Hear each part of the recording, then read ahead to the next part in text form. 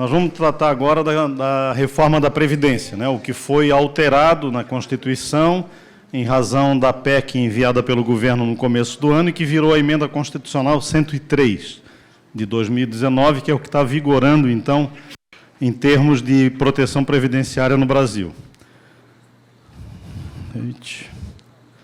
Vamos ver quais foram os principais aspectos, então, da emenda número 103. O que é que mudou de mais importante, vamos dizer assim, não no detalhe, mas como regras gerais. Em primeiro lugar, a gente passa a ter uma restrição que não aparece expressamente, mas aparece nas formas de cálculo, elegibilidade aos benefícios, etc., que é um objetivo por trás da emenda, que ninguém se aposente com menos de 40 anos de contribuição. Esse objetivo está implícito, não está escrito, né? Quando a gente vai olhar as regras, a gente percebe que, no final, todas elas conduzem à conclusão de que só com 40 anos conseguiria tal coisa, só com 40 anos estaria elegível, e assim por diante. 40 de contribuição.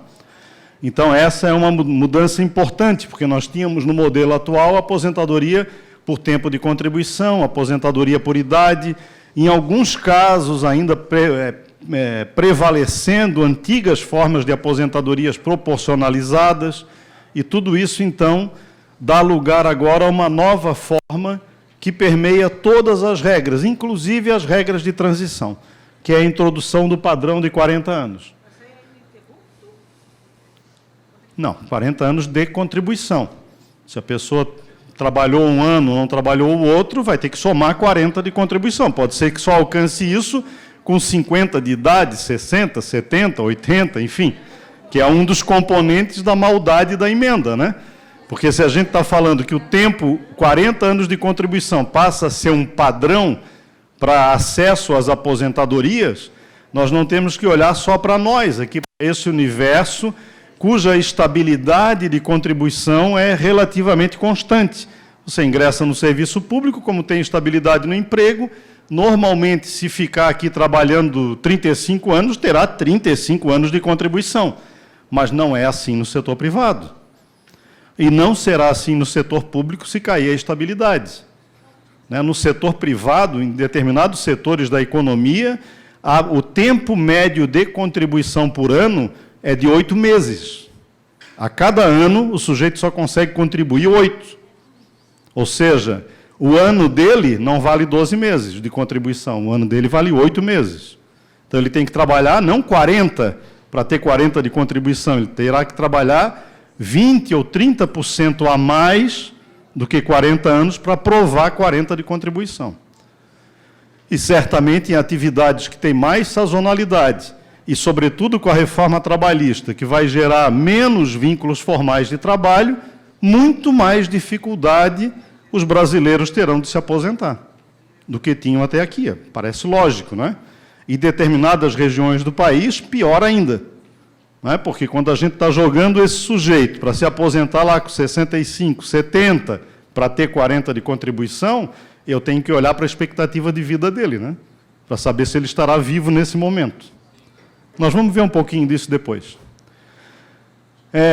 Formas de cálculo que reduzem o valor para 60%, isso vale no setor privado e no setor público, ou seja, regra geral, se parte de 60% da média das contribuições para calcular. E é 60% de todo o período contributivo desde julho de 1994. Hoje, você utiliza, tanto no setor privado quanto no setor público, onde o cálculo é pela média, naqueles casos de regras de transição que utilizam a média, você utiliza os 80% maiores contribuições do período de julho de 94 para frente e despreza as 20% menores. Logo, essa média vai ser um pouquinho maior do que se eu considerasse o período todo. Com a emenda aprovada agora, o período é total. É 100% período sem desprezar nada, o que já significa de cara uma redução no valor da aposentadoria, né? Porque a média final, se eu utilizar todo o período contributivo, será menor do que se eu utilizasse só 80% dele. E, além disso, o resultado final é 60%, não é 100%. Ou seja, vai ser 60% da média, que já é menor do que era na situação anterior, né? e eu só vou ter aposentadorias maiores do que 60% da média se eu conseguir comprovar a contribuição a cada 2 anos a mais do que 20 anos de contribuição, eu terei um acréscimo nessa conta, de tal modo que a conta vai fechar em 40. Se eu tiver 40 anos de contribuição, são 20 anos a mais de contribuição do que 20. Vezes 2%, eu consigo atingir, então, os 40 para ter 100% da média. Média que já não é mais igual à média anterior, porque agora considero o período todo. Já é pior. Deixa eu apresentar tudo, porque certamente muitas coisas que vocês vão estar pensando aí vai aparecer mais na frente, tá? Aqui é só regras gerais, depois nós vamos detalhar. Aumento nas contribuições e contribuição extraordinária. Então, as contribuições que hoje, no setor público, eram de 11%, né? Os servidores em atividade pagam 11%, os servidores aposentados pagam 11% do que exceder ao teto do regime geral de previdência. E se a aposentadoria for por invalidez, pagam 11% do que exceder o dobro do teto. Esses 11% já mudam para 14% imediatamente. Então, tanto os ativos quanto os aposentados e pensionistas vão passar a pagar 14% de contribuição ordinária. O que era 11% virou 14%. Ela vai começar a ser cobrada em março do ano que vem, porque a Constituição tem um princípio tributário de anterioridade que exige que tributo, então, dessa natureza, contribuição social, seja instituído com 90 dias de antecedência. Então, se foi aprovado em novembro agora, vai valer em março do ano que vem. Então, a partir de março do ano que vem, esqueçam pelo menos 3% da renda de vocês, que a nova PEC já vai levar esse percentualzinho de 11% para 14%.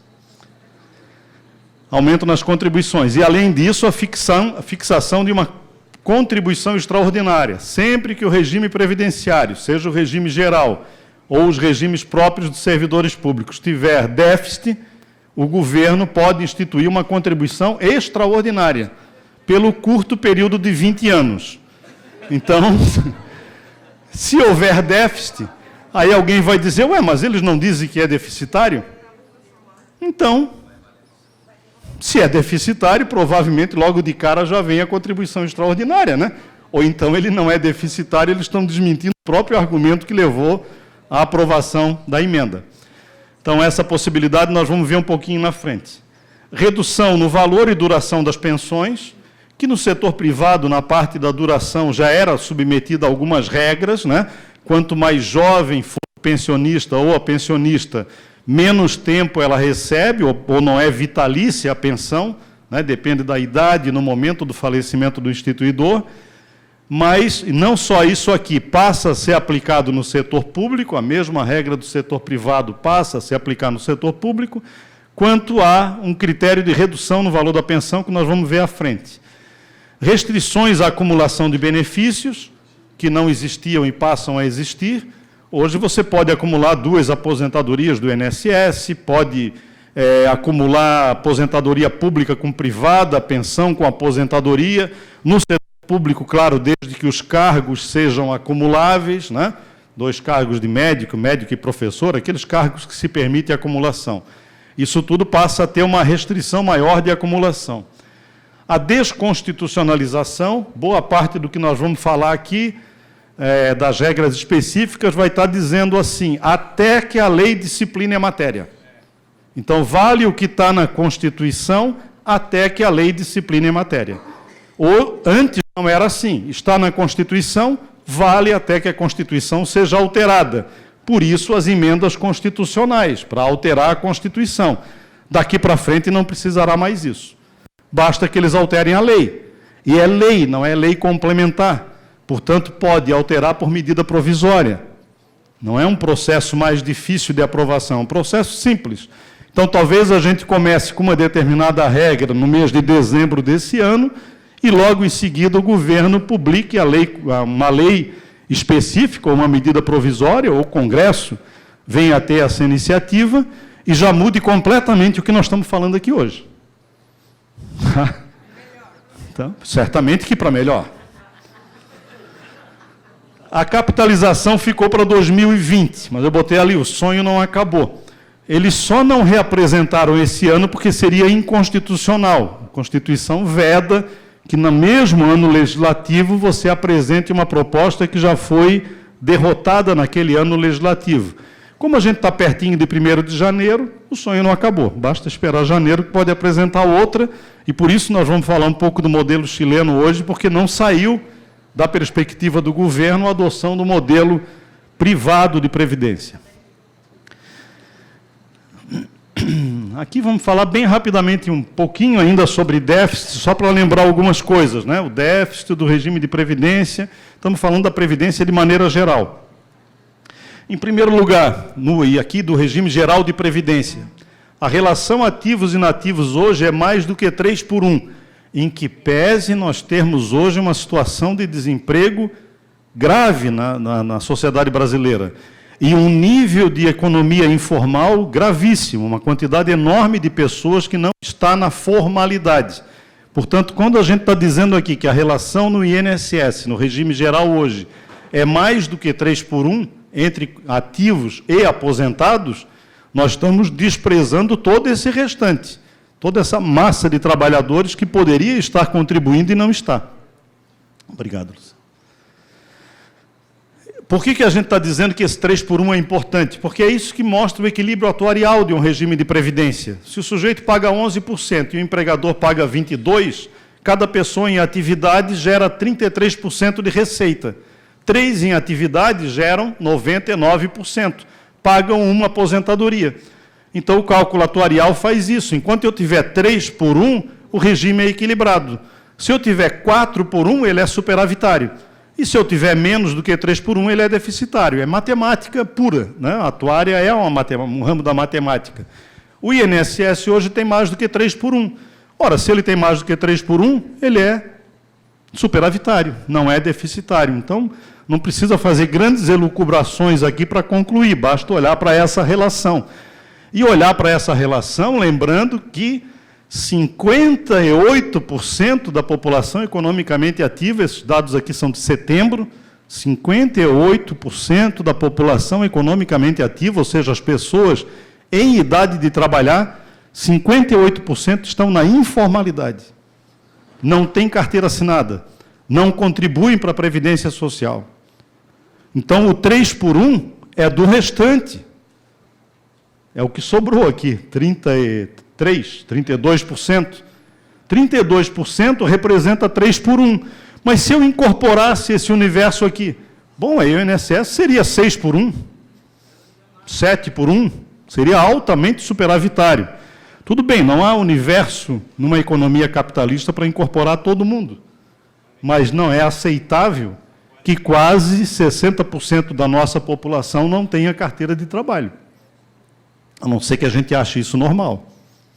Não ter carteira de trabalho é não ter o mínimo de dignidade e garantias de sobrevivência na velhice ou na perda da capacidade laborativa. Esse número já foi bem menor, tá? Nós chegamos a 35%, mais ou menos, da PEA na informalidade em torno de 2007, 2008. Portanto, o INSS lá tinha uma relação muito maior. E ainda assim foi feita a reforma da Previdência no governo Lula. Por isso a gente fala que ela também não era necessária lá atrás, né? Quanto mais você tiver política econômica para integrar essas pessoas na formalidade, cada vez que eu faço isso, eu resolvo o problema previdenciário, porque eu gero aumento na relação de contribuição aqui entre ativos e inativos. Então, é através dessas políticas econômicas que eu resolvo lá. Mas como eles não querem fazer isso aqui, ao contrário, querem a informalidade para o empresário não ter que pagar tributo, então, a Previdência é que se vire. E vocês paguem a conta, no final das contas, né? Nós todos paguemos a conta dessa necessidade financeira. O governo promove desvios institucionais através da DRU, a desvinculação das receitas da União, evasão fiscal e desconsidera que a Previdência é parte da Seguridade. Então, esses elementos todos aqui servem para continuar, para que a gente continue afirmando que a Previdência Social não é deficitária, ao contrário, ela é superavitária, mesmo diante de uma situação de crise no emprego como a gente está vivendo no Brasil. E com a possibilidade de ser muito mais superavitária se houvesse uma política econômica de formalização das relações de trabalho, o que não há, a política é a inversa. A carteira verde e amarela mostra isso, né?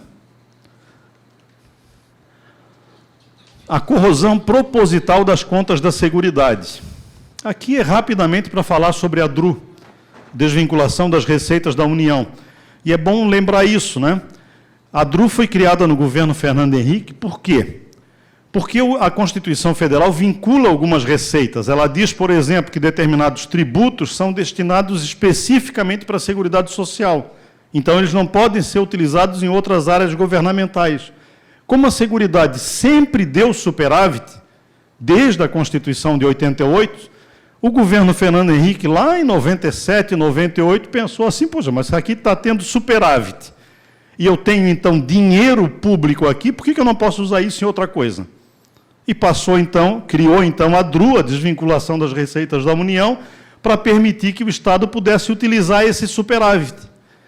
Então, a DRU é a prova cabal de que a Seguridade Social é superavitária, porque se ela não fosse, não existiria DRU.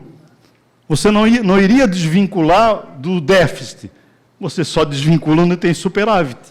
Então, a DRU, por esses anos todos, foi a prova de que a Seguridade Social já era superavitária.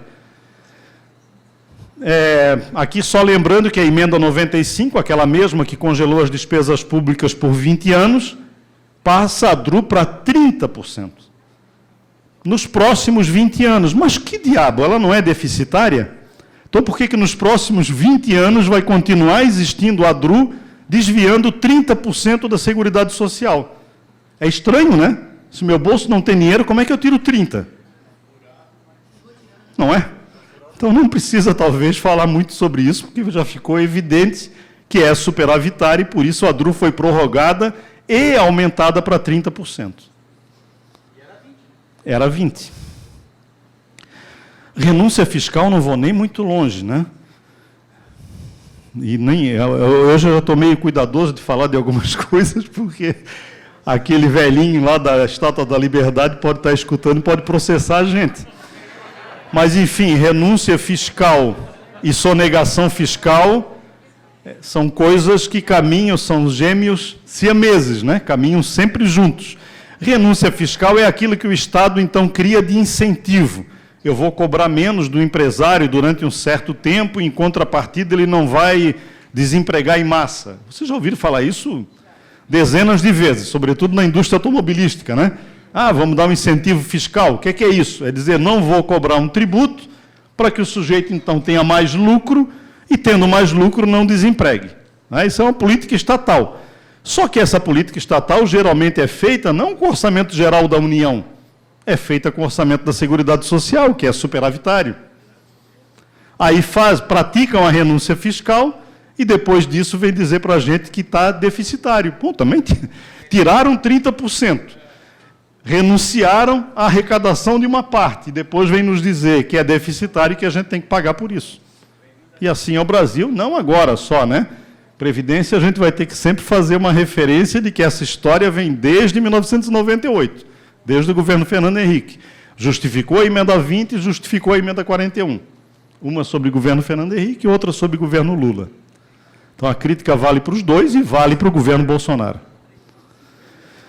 Ineficácia da cobrança, aqui já é o Estado claramente deixando de cobrar aquilo que é tributo sonegado por parte do empresariado e que o Estado simplesmente não cobra. Aqui sim entra mais diretamente o velhinho da Havan, que deve 158 milhões de dinheiro para a Seguridade Social e financia todas as lojas com dinheiro do BNDES. E ainda tem gente que marcha na frente da Estátua da Liberdade da Havan. Então, vejam, essa é a situação da eficácia da cobrança da dívida ativa. Dívida ativa é aquilo que a fiscalização da Receita Federal e também da antiga fiscalização previdenciária autuou, é sonegação, está lá pronto para ser cobrado através da execução de dívida ativa na Justiça Federal. A Procuradoria-Geral da Fazenda Nacional inicia um processo de cobrança na Justiça Federal desse empresário. Pois bem, aqui nós não estamos falando, portanto, daquilo que ainda não foi descoberto, né? Estamos falando só do que foi descoberto.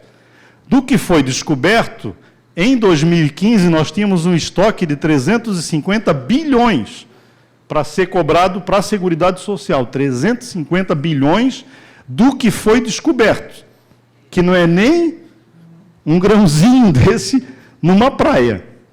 350 bilhões. Quanto o Estado cobrou? 0,3%. E a Seguridade Social é deficitária e a Previdência é deficitária. Ou seja, o sujeito me deve 350 bi, eu cobro só 0,3 dele. Eu estou dizendo para o empresário que pagou, você é um idiota. Porque o empresário que paga tributo em dia no Brasil é um idiota. Basta não pagar, que depois ele vai pagar 0,3% do que devia. Isso se não vier um refis, o refis do refis e mais não sei quantos refises da vida.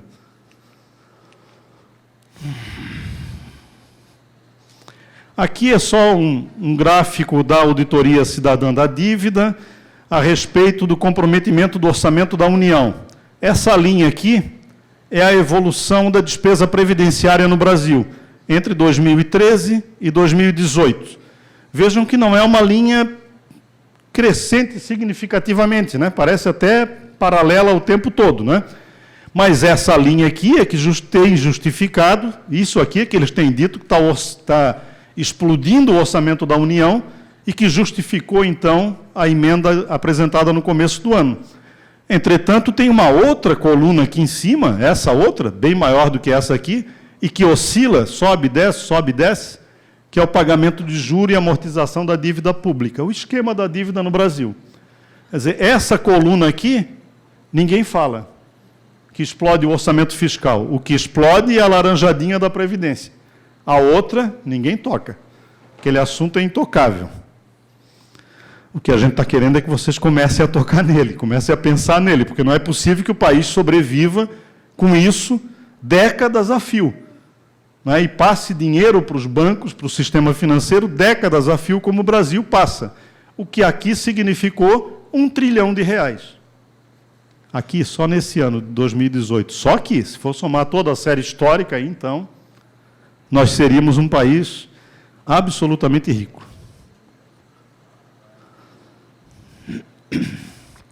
A proposta de capitalização no modelo chileno que retorna em 2020. E por isso não dá para perder a oportunidade de falar da realidade do Chile, até porque a realidade do Chile está batendo as nossas portas todo dia, né? Aquilo que a gente dizia que ia acontecer, aconteceu, que bom. Os chilenos estão agora em luta para derrubar o modelo de capitalização total existente no Chile e a adoção de um modelo público de previdência que pague um salário mínimo para as pessoas. Essa é a luta do Chile, tá? Tentando ter uma previdência que pague um salário mínimo, não é 2, não é 3, não é 4, não é 5 mil e poucos reais, não. O que eles querem é que tenha uma previdência pública que pague pelo menos um salário mínimo. Para ver o nível que chegou a situação chilena. A capitalização foi adotada lá em 81, no governo Pinochet, lembrando que os sujeitos que aplicaram eram os chamados Chicago Boys, né? Um deles é ainda ministro do Trabalho na atualidade. Os benefícios de aposentadoria lá são totalmente privados e são por contribuição definida. Ou seja, você está formando, na verdade, uma poupança individual, não há nenhuma solidariedade entre as pessoas que contribuem, é uma poupança individual em que, no final do processo de contribuição, você vai saber qual é o bolo de dinheiro que tem. Esse bolo de dinheiro que existir lá no final do processo contributivo será dividido pela tua expectativa de vida e gera um benefício. Ao ser dividido lá no final, então eu tenho, sei lá, 100 mil reais. Calculo lá naquele momento que a expectativa de vida do sujeito é de 20 anos pela frente. Então eu divido 100 mil reais por 20 anos vezes 12 meses, para ter um benefício mensal para pagar para esse sujeito. No final do primeiro ano, ele sacou 12 parcelas, não é isso? Diminuiu os 100 mil reais, porque ele sacou. Então, o sistema recalcula, e o benefício diminui, porque agora ele não tem mais 100. Mesmo que tenha dado alguma rentabilidade, ele tem agora 98, 97, 99, divide de novo pela expectativa de vida. Quando terminar o próximo ano, recalcula novamente, e assim vai a vida até lá no final. Evidentemente que quanto mais próximo eu me aproximar do fim, mais eu consumir a minha poupança, não é isso? E se eu ousar viver mais do que os 20 anos de expectativa de vida, o que é que acontece? Não acontece nada, não tem mais dinheiro e não tem mais benefício. É simples assim. O dinheiro acabou, era para pagar por 20 anos, passou os 20 anos, agora não tem mais dinheiro, você não tem mais renda. Esse é o regime de capitalização que o ministro Paulo Guedes e o presidente da República querem adotar no Brasil. Queriam, tentaram, né, porque o modelo era exatamente igual na PEC apresentada, e vai voltar a apresentação dessa PEC no ano que vem. Lá só os trabalhadores contribuem, que paraíso, né? O empresário não contribui. Provavelmente os produtos reduziram de preço, porque o empresário repassou isso, né? Os trabalhadores contribuem com 10%, então, para as administradoras de fundos de pensão, chamadas AFPs, que nada mais são do que braços dos bancos, né, que criam essas AFPs. No Brasil, a gente tem previdência privada, né? Tem no Bradesco, tem no Itaú, tem no Banco do Brasil, enfim. Lá eles também têm e se chamam AFPs. Então, o sujeito paga 10% ao mês para a AFP. Paga 1,27% de taxa de administração e mais 1,53% para seguro por invalidez ou morte. A aposentadoria lá tem uma regra só, 65 ou 60. E é nesse momento que apura quanto é que tem de dinheiro. Se até ali eu contribuir 40 anos, tem um bolo de dinheiro. Se eu contribuir 10 anos, tem um bolo menor de dinheiro, provavelmente. Eu simplesmente divido pela expectativa de vida, não tem nenhuma dificuldade de fazer a conta.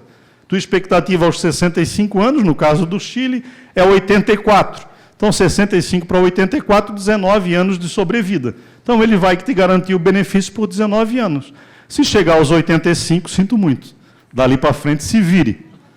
Por isso que o Chile é o maior índice de suicídio entre idosos da América Latina. Porque as pessoas perdem a renda. Elas não têm só uma renda menor, elas deixam de ter renda se sobreviver. Então, o sujeito passa a ser um peso para a família, um peso para os filhos passam a ter que alimentar os idosos, não é? E custear a sobrevivência desse idoso. E quanto mais tempo ele insistir em viver, pior, né? Porque mais tempo empata a vida do jovem que está financiando, é verdade, né? O que fazem alguns desses velhos, então? Bom, chegam à conclusão de que já viveram o suficiente e tiram a vida para facilitar a vida dos filhos. Essa é a realidade chilena que gerou, então, toda essa mobilização atual. Cerca de 53% das aposentadorias, esses dados são de janeiro de 2019, no Chile, são menores que meio salário mínimo. 53% das aposentadorias concedidas em janeiro no Chile, menos do que meio. E 78% menores que um salário mínimo. Só 2% das pessoas que conseguem contribuir por 40 anos, veja, conseguir ter contribuição ao longo de 40 anos, ultrapassam um salário mínimo. Então, mesmo quem consegue contribuir 40 anos, o benefício que ela consegue ter no final, só 2% consegue ter mais de um. Ou seja, mesmo contribuindo 40 anos, o benefício será menor que um salário mínimo. E só o dela? Não tem contribuição patronal, não é? Não há rentabilidade capaz de gerar uma poupança de tal ordem que assegure o pagamento do benefício com uma contribuição apenas do trabalhador, e na base de 10%. Em janeiro de 2019 também, só 8% tiveram tempo de contribuição entre 30 e 35, que é o nosso tempo base aqui no Brasil, né? No Chile, só 8% atingiu esse tempo de contribuição. Por que isso? Porque o modelo lá não é só um modelo perverso do ponto de vista previdenciário. Lá o ultraliberalismo foi aplicado na época do Pinochet, gente. Então a economia do Chile é a economia informal. Não é uma economia de relações de trabalho formais. O Chile tem um dos maiores crescimentos de PIB da América Latina. Níveis de riqueza, sim, é verdade. Mas sem distribuição de renda. Não dá para olhar só para o PIB, porque PIB não significa que todo mundo está dividindo o bolo. PIB pode significar que o bolo está ficando só com um grupo pequeno e que o resto não está ganhando nada. Então, Então, PIB não é indicador de nada, né? Depende do tamanho da fatia que é dividida, tá? Em janeiro de 2019, 10% tiveram tempo de contribuição entre 15 e 20. E aí o resultado médio do benefício é 1/4 do salário mínimo. 1/4 do salário mínimo como aposentadoria.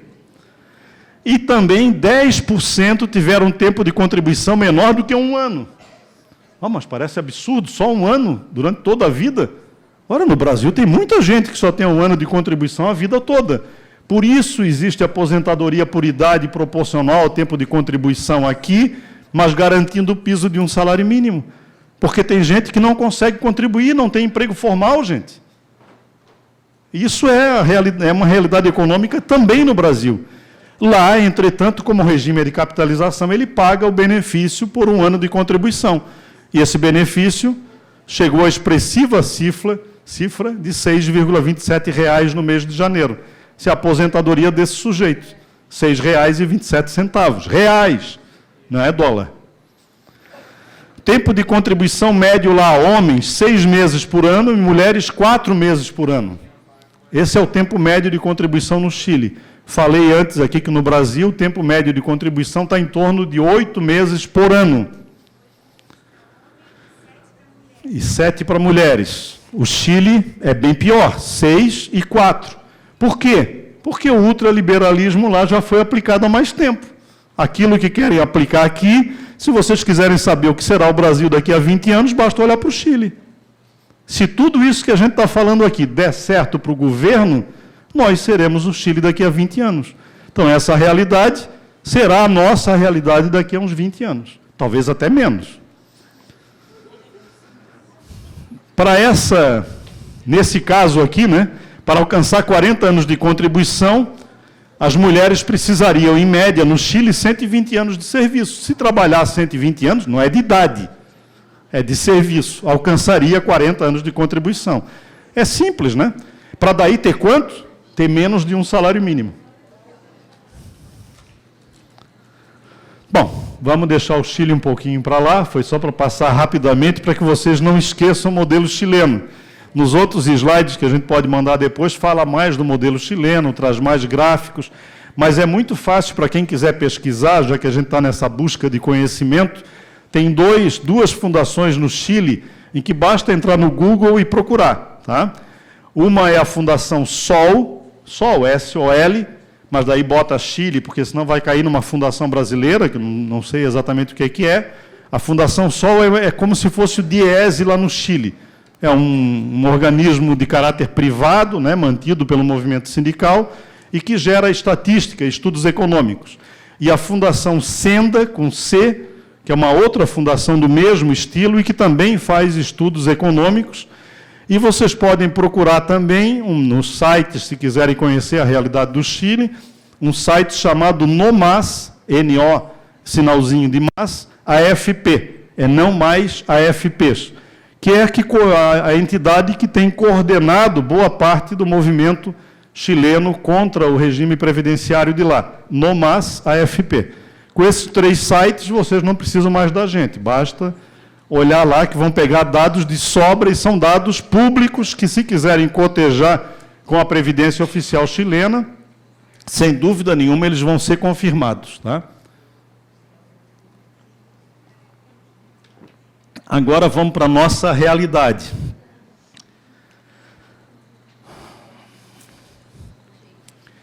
A PEC 103, de maneira geral, o que ela gera no Brasil, e aqui vamos tirar um pouco os servidores públicos em razão das condições específicas de trabalho e de contribuição, o que ela gera no regime geral de previdência é redução drástica de cobertura. Quer dizer, boa parte dos brasileiros que alcançavam a aposentadoria não alcançarão mais a aposentadoria no Brasil com as regras que foram modificadas, sobretudo nas regiões mais pobres do Brasil e também nas regiões como Santa Catarina, nos setores mais pobres da economia. Essas pessoas simplesmente morrerão antes de acessar o benefício previdenciário. Atividades especiais, por exemplo, como vão passar a depender fortemente da idade mínima, nós não estamos mais falando de atividade especial. Porque atividade especial é dizer, pessoas que estão submetidas a determinadas formas de trabalho, os estudos internacionais apontam que é preciso deixar aquela atividade para que ela não gere sequelas graves. Operador de raio-x tem um tempo médio, isso são estudos internacionais, que ele pode trabalhar exposto àquela atividade ionizante. Não significa que ao retirá-lo com 25 anos de exposição ele não vai ter câncer, não é disso que nós estamos falando. É de que se ele não sair com 25 anos, ele terá o câncer. Não é? Então pode ser que ele já tenha, mesmo saindo com 25 anos, mas se ele ficar exposto e ultrapassar esse tempo por muito tempo, certamente ele será portador. Então essas normas internacionais falam da retirada da exposição independente da idade mínima. Se eu digo, vou manter a aposentadoria especial, mas o sujeito tem que ter a idade tal para sair, se for 60, por exemplo, se ele começou a trabalhar com 20, ele não vai ficar 25 anos trabalhando, ele vai ficar 40. Portanto, é contraditória a PEC com a própria proteção às atividades especiais quando ela exige idade mínima para aposentadoria.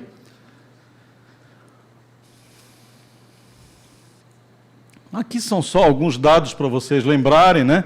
Se a gente está falando que precisa ter, em média, 40 anos de contribuição para conseguir um benefício de 100% da média, eu tenho que olhar para a expectativa de vida da população brasileira para ver qual é o tempo que as pessoas precisam para ter 40 anos de contribuição. E se eu olho para a expectativa de vida, eu olho para esse dado aqui. Santa Catarina, 78 anos em média de expectativa de sobrevida, enquanto o Maranhão tem 70 anos de expectativa de sobrevida. 8 anos de diferença nesse mundo previdenciário significa ter ou não ter aposentadoria. Grande parte dos trabalhadores do Maranhão, simplesmente com 70 anos de idade, não terão 40 de contribuição. Ou vão se aposentar com valores menores, a partir de 60% da média, ou se quiserem sair com os 40 anos de contribuição e 100% da média, vão morrer antes de atingir o benefício previdenciário. Isso vale também para Santa Catarina, porque mesmo que a nossa média seja de 78, isso é média, né? Se a média é 78, significa que alguns vivem mais e outros vivem menos.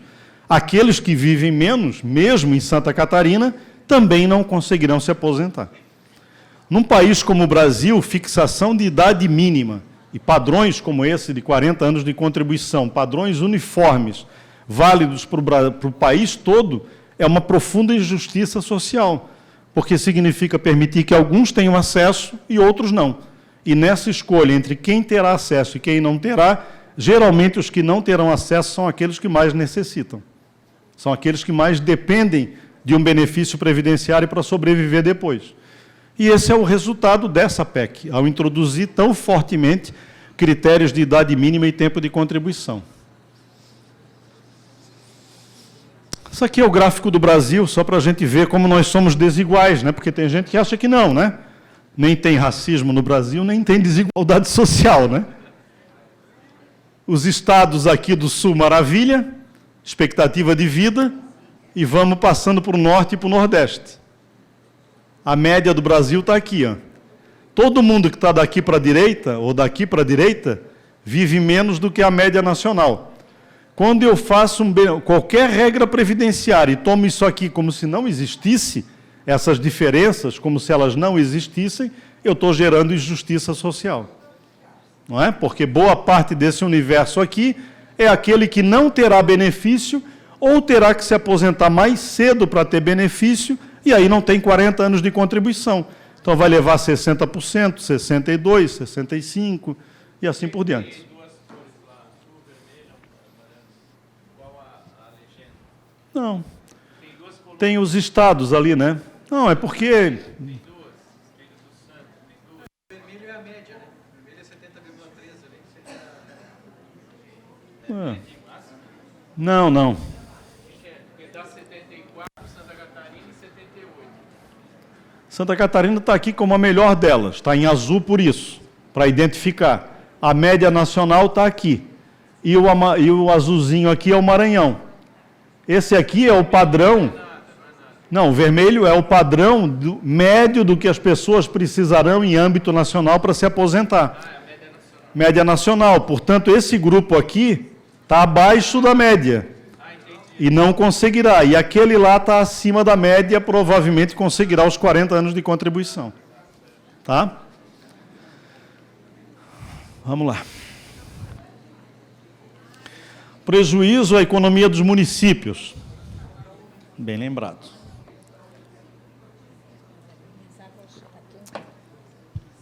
Quando o Temer apresentou a proposta de emenda lá no governo dele, eu lembro que a gente fez um debate na FURB, lá em Blumenau, lembra? E nós fomos debater, eu e Luciano, com um advogado que foi representar a CDL, eu acho. Associação Comercial e Industrial. E era na época do governo Temer. Aí nós começamos a mostrar esses dados e dizer para o pessoal lá, olha, grande parte dos municípios brasileiros tem uma economia tão pequena que eles dependem fortemente da aposentadoria. O que faz circular a economia de boa parte dos municípios é o pagamento da aposentadoria, mesmo de um salário mínimo. Isso significa muito nesses pequenos municípios. Essas pessoas, geralmente, são as pessoas que têm crédito no município, porque sabe-se que no final do mês eles vão receber alguma coisa, sobretudo municípios no interior do Brasil, regiões rurais e etc. Então, nós dizíamos para aquele sujeito, olha, tu devia pensar um pouco, porque se a reforma passar e prejudicar os municípios, as lojas não vão receber no fim do mês. A atividade que tu diz que está aqui defendendo vai acabar, e o teu emprego vai para o saco. No final do debate, ele veio conversar com a gente, queria uns slides, não sei o que lá. Disse, meu amigo, é a mesma coisa. 80% dos municípios brasileiros, a receita previdenciária é maior do que o fundo de participação dos municípios, o que ele recebe do governo federal como distribuição dos tributos nacionais. Portanto, dependem fortemente da Previdência. Qualquer medida de restrição de pagamento de benefícios, redução do valor, retardamento de acesso, significa impacto na economia dos municípios. Mas, infelizmente, os nossos prefeitos foram incapazes de raciocinar. Agora acabam os municípios. Não é? Boa, uma parte deles. Então, raciocine. Vale para todos nós, né? Raciocínio. Pensem. Emenda, então, 103, reflexo sobre servidores públicos. Vamos começar pelo direito adquirido. O Supremo Tribunal Federal tem uma súmula, não lembro, mas acho que é a 359, que diz que as regras de aposentadoria se regem pela data em que você implementou as condições. Não é exatamente com essas palavras, porque ela surgiu de um outro debate, mas o efeito da súmula é dizer que é isso que rege o direito adquirido para fins previdenciários. É a data em que você completou as condições. Então, a partir dali, você tem direito adquirido. Não é a data que você requereu, não é a data que foi concedida a aposentadoria, nada disso tem importância. O que importa é você ter implementado todas as condições. Se implementou, tem direito adquirido. Se não implementou, tem mera expectativa de direitos. Não vamos nem falar do caso do Júlio, para não falar das situações tão graves. Então, a princípio, o direito adquirido é isso. Completou, tem o direito. Não completou, não tem. Isso foi observado na emenda 20, no governo Fernando Henrique, foi observado na emenda 41, no governo Lula, e faz parte da emenda 103 do governo Bolsonaro. Tem lá a redação, então, dizendo que respeita o direito adquirido daqueles que completaram as condições. Só que a gente vai colocar aqui uma interrogação nessa dos 103, tá? Não apertei não, ele que disparou, mas vamos lá. Nós vamos botar algumas interrogações, não para simplesmente meter medo à toa, mas porque algumas coisas nos fazem pensar que talvez venham interpretações dúbias a respeito do direito adquirido com a nova redação. E algumas delas, não interpretações dúbias, mas provavelmente interpretações objetivas. Então, a emenda preserva o direito adquirido de quem preencheu as condições até 11 de novembro passado, a PEC é do dia 12, né, a sua publicação. Então, tá, então, aqui dia 13, depois a gente confere isso direitinho, tá? Tá, mas enfim, para quem completou até o momento da publicação da emenda, ela diz que preserva o direito adquirido. Isso significa, então, que aquele que já tinha implementado pode pedir aposentadoria a qualquer tempo, invocando as regras que vigoravam antes da emenda 103, sejam elas regras de transição ou regras permanentes anteriores. Elas desaparecem do mundo jurídico, mas ficam preservadas para quem completou o direito adquirido. Tá? Porém, e por que a gente está dizendo isso aqui? Mas serão atingidos de forma direta ou indireta por outras medidas. Por exemplo, que o Luciano me alertou agora de manhã, porque eu não tinha nem botado no slide. Passou batido. Revisão das contribuições em contagem recíproca. Diz lá a Constituição que são nulas as aposentadorias concedidas com contagem recíproca. Contagem recíproca é você, que é servidor público, contou um tempo privado na sua aposentadoria.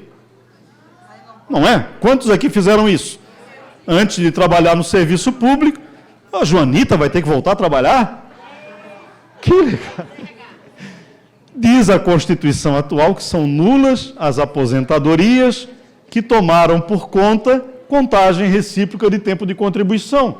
Ora, mas não é ato jurídico perfeito? Não é direito adquirido? Nós não estamos falando nem de gente que completou as condições e não aposentou ainda. Nós estamos falando de gente que já está aposentada.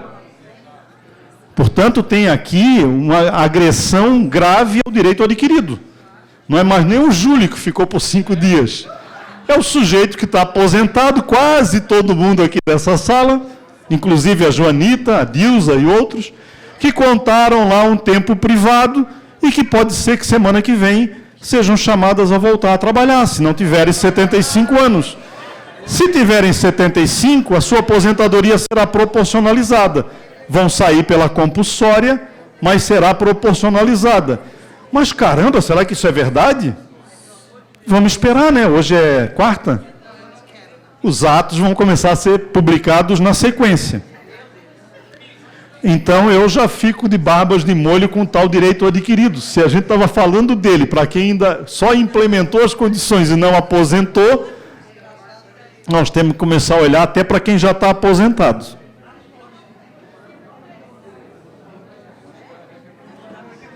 Já existem